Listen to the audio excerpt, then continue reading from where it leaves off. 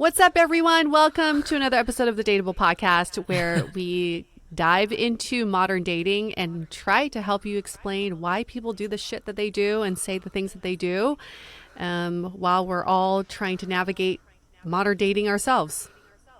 That is true. And then one of the things that is always lingering with modern dating is the future, right? To get married, to have children, all the stuff that comes after dating. And, we've heard a lot of people even say, like, there's a lot of pressure in dating because I know I want to have kids, or I don't want to have kids, or I'm not sure if I want to have kids, and then how do I find someone that's on the same page?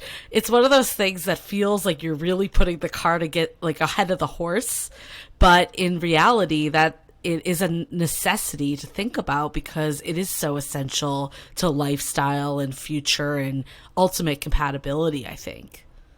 You get to a certain age where, I don't know, for me, I all of a sudden woke up one day and was like, oh my God, this is a real thing.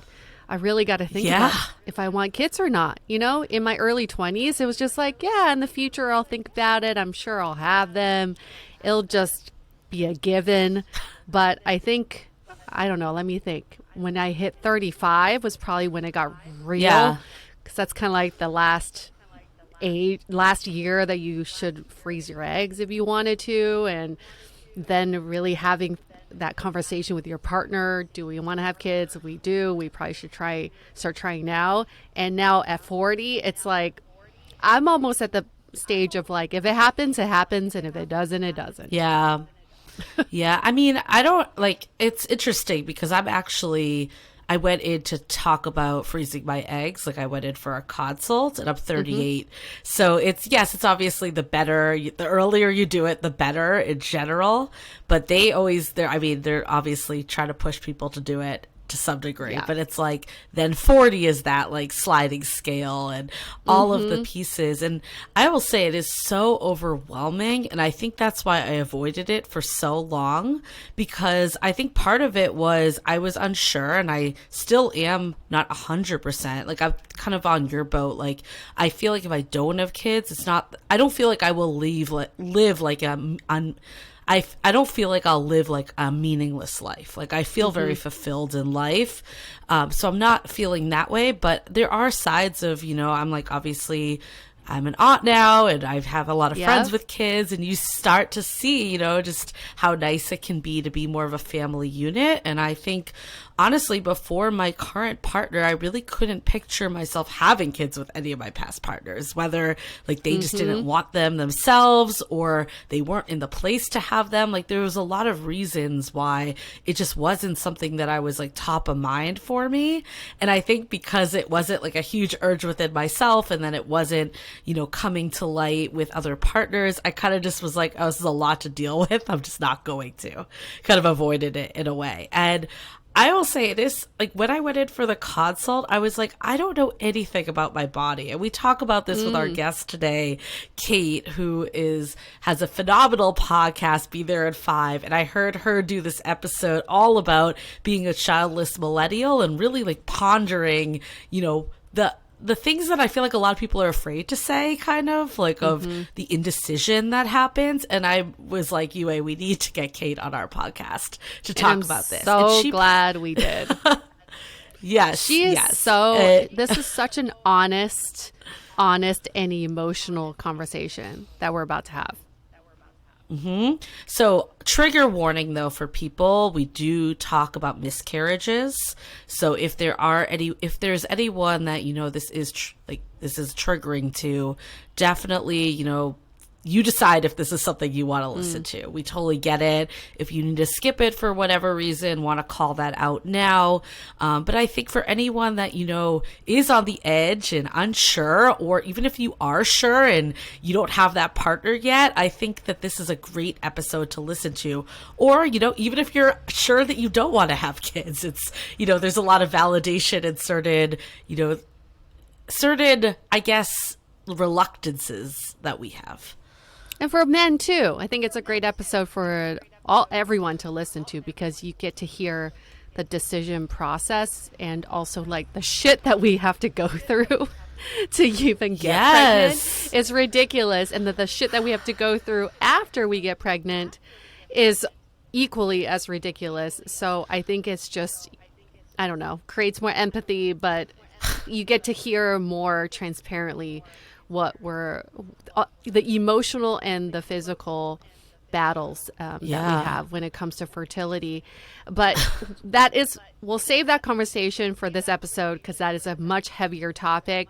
On a lighter note, I don't know, Julie, if you can tell, half my face is not moving because half my face is numb. And this is just like such a cute story of, you know, you and your college girlfriends get together, you know, like once a year, right? Like for a big thing. And we had our big thing, me and my college girlfriends, and we hadn't done it in 2 years. So we're like, let's just go all out. We got this beautiful suite in Malibu, this hotel, gorgeous hotel in Malibu. And then we booked reservations at Nobu Malibu, which is like the C and B scene kind of place. So we're super excited. We get there. It's like supposed to be such a cute, fancy dinner. And in the middle of it all, my fucking crown falls off. And it's not the first time this has happened to me, but the first time it's ever happened to me at a fine dining establishment. So I don't want to say anything. I don't want to interrupt the dinner. And I just pop it back in with my tongue, thinking that maybe it's just like a fluke. You know what I mean? You know, when you're not a dentist, you just make up shit in your mind. Like, you know what? Maybe it just came off this once, but it's fine. It'll go back and then it'll never come back. It'll never come out again. Of course, after dinner, all the subsequent meals, my crown falls off time and time again. So I had an emergency dental appointment this morning to get my crown put back on, and half my face is numb. And this is what happens when you are 40 and you're trying to have a nice girls' night out and your fucking crown comes out. I mean, bringing this back to kids, remember when the best thing was to have the tooth fairy come? Like, it was an accomplishment to lose a tooth. Well, thank you. When you're 40 without kids, it's just bad karma. I don't know. Maybe you should aging. ask for... But did you ever have the tooth fairy come? Like, I remember I used to get like $1 under my pillow. Do you want me to be your tooth fairy, UA, and leave you $1? Yeah, except can you leave me $5,000? Because that's how much it's going to be to get my implant. I mean, you know, if someone left $1 for me, I'd be like, fuck you. You know how much my teeth are worth right now? It's like my teeth are worth a BMW at this point. Yeah. You know, I mean, I think that, like, to tie it into our episode, too, I feel like there are so many things that are just so much easier as a child. I spent the weekend in Tahoe, and it was so nice, and unfortunately did not snow. I'm not a big snower or skiboarder. Sorry, I'm not a big snower or, oh my God, I can't speak. I'm not a big skier or snowboarder, so it wasn't a huge deal for me, but I think my boyfriend and my other friend were a little disappointed. And we spent the weekend at my friend's house, and she has a 1-year-old who is very, very adorable. And I think, like, I do enjoy spending more time with kids because it makes me be like, oh, there's like a lot of cuteness and like seeing how, you know, like how like you know, like very easily entertained they are. He like her son wasn't even playing with toys. He was like taking a measuring cup and bringing this measuring cup around to everyone, and he kept giving it to me like he was like, you know, doing this grand gesture every time. Cute. And then I would give it back to him, and I was like, it's so funny that you don't even have to invest in like crazy toys to keep them entertained. But then I will say my boyfriend really does want to have kids, and the child that we stayed with started to scream around, I don't know, I would say 8 a.m. And I turned to him and I was like, this is the sign of having kids, you know? Yep. They're fucking adorable and fucking annoying. There was this one, I don't know what it was. It was like this book that had, you could press on it and there were different songs that played. And they were all in Chinese too. And it was kept playing it? Like, yeah, it was like Old MacDonald, but in Chinese. There were like 20 different variations. And we got on the car to leave, and my other friend was like, gosh. I don't know if I could have taken another day of that music. It just plays nonstop. And we're like, do you think their parents have just tuned it out by now? And we're like, absolutely. Yeah. Oh, yeah. Or you're just so sleep deprived. None of this even matters anymore. Things change. Your tolerance changes after you have kids. And you're so right. You have to spend the night with the kid to get the full effects. Just a few hours, of course, you're like, this kid is adorable. Oh my God, what a well-behaved kid. Until they become an asshole. Oh, I've definitely been at friends' houses when they start the temper tantrum, and I go home to my house all by myself, and I am thrilled, ecstatic. Yes. But there is a lot of cuteness that comes with them, and I think just seeing the world through a child's eye, just like the innocence that comes with it. People say that you can learn like so much. I think we've said this before. There's like articles that are like people with children probably experience the higher highs and the lower lows, where people without children, it's more consistent. And I could totally see that. I think my life right now feels very like stress-free for the most part. And I could see the responsibility of another human is clearly going to be very rewarding, but there's stress that comes with that, of course. This episode made me feel, you and I both walked away from this episode being like, this was such a powerful episode. So it made good. I think because it is something that is very top of mind for both of us, and it probably is for many of you out there as well. Whether you're dating someone seriously or not, I think it can be top of mind. And it was really assuring to just be like, it's okay if you don't know right now, or things can change. Yeah. I think sometimes we feel like if we've committed to being the no kids type, it's like going back on it. One of my best friends, she never really wanted kids, and her husband really did.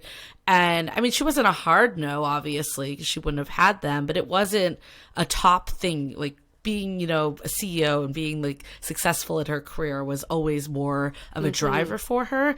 And she has just embraced parenthood so much. So I think it's just sometimes lifestyles change. I even think about it, like there was a period of my life that I didn't even desire a relationship at all. And then one day, like something switched, and I think that's okay. That's just natural progression.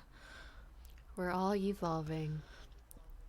So, Yue, before we get into announcements, I do want to get your thoughts on one thing, though, as we're going on this. So, we were just talking about it, right? It just brought something up for me. Like, if, I think with Dateable, we're always pushing, like, people that find that person, that can, like, the person that makes them really happy and gets them on all levels. But you and I know plenty of people that have gotten to a certain age and they say, I just need a husband to have kids with and have a family, or vice versa. What are your thoughts? Like, do you think that can work? Like, do you think that, like, let's say you really are the type of person, and we may have listeners out there like this. I don't want to, generalize everyone. Maybe we have a listener out there that's like, I want to date as a means to an end to find a partner. From your opinion, do you think that can work? I think it can absolutely work if you can set the right expectations. My mom personally has a few friends like this who've been married before, who did the whole love thing. Those did not work out. And now they're approaching their 60s and 70s. And they've told me, I just want a partner, a companion. I don't need to be in love. I just need to know that I'm not alone. And their relationships have worked. They're almost platonic, but they keep each other safe. They are emotionally supportive of each other, and they fulfill these needs for each other. But the expectations already been set. They've said to me, I'm not looking for love. I'm looking for purely companionship. That kind of reminds me of Bernice, actually, a few episodes back, how she was saying on the episode that we did, The Pressure to Settle Down, she was talking about how her parents, had this pressure for her, and almost themselves too. And once they relinquished that and they were like, okay, we're actually getting older and we're really not going to find another partner, we might as well enjoy each other's company. That's when they started to really do a lot of stuff, and she saw them like fall in love again and be happy. So I almost feel like it's what sometimes your expectations just could be wildly off too. that this person is going to be your everything. And I don't know. I mean, I think like I want to believe I'm definitely a romantic, as I've learned from Logan's quiz and some of the things out there. And I want to believe that like your person can be your everything, but I think maybe, you know, some people, maybe like the people that hold out longer to find someone are on that boat, and then other people kind of are more realistic. I don't know. And maybe it just changes. But ultimately, I think it's like what you need to know what's best for you. And if you're chasing a Hollywood dream of a rom-com, we all know that's not the real deal. So what are you looking for when it comes to having a relationship and having a partnership? For some people, it is a very practical reason. For others, it's completely romantic. And that's okay. All of it is right. You just got to do you ultimately. Yep, and find someone that's also on the same page. Yeah, I think that's the hardest part. That's why we're here. Right. Yeah, it's always finding someone who's on the same page and willing to try and make an effort to make it work. And that's why we see so many non-traditional relationships that have popped up. You know, you have the polyamorous, open relationships. But also look at the Will and Grace relationship, too. We've heard of those. You're in a platonic friendship with someone. You support them and prioritize them. And then you seek sexual pleasure elsewhere. That, to me, almost makes so much more sense. We need to get someone like that on the podcast. Yes. That's a good guess. Anybody out there who's in a Will and Grace situation? For anyone new to Dateable, we always say you do you. That's really ultimately how I think that's it's almost the luxury that we have in today's day and age, that we don't have to be in relationships for financial reasons or to bear children. Like, I think that it's hard to sometimes step back and look at modern dating in a way that is advantageous. I think so many of us, you know, have stereotypes that are more on the negative side, but there are a lot of benefits. And I think with Dateable, we've really seen that you create the relationship you want.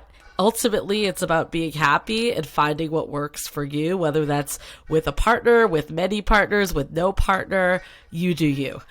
So, announcements. We have, I think this is a good episode to share with a friend. If you have a friend that's debating whether to have children or not, it's a big ass decision. I think this is the episode to share. This is such a great look into all the things that are going on for women out there, and especially, you know, even share it with your male friends. It's really important to know the other side of the equation, because ultimately this is a decision for everyone. So definitely share it with a friend. And, you know, if you love us, leave us a 5-star review. We really five star reviews are everything to us. It really makes or breaks this podcast, and it keeps us going, and it keeps us delivering great guests like we have today for you. So that would be maybe our holiday gift. Hanukkah just ended, but Christmas is around the corner. Our holiday gift is to leave us a 5-star review. Thank you. Please do. And if you want to just check out what we're up to, you can always find us on social media at Dateable Podcast.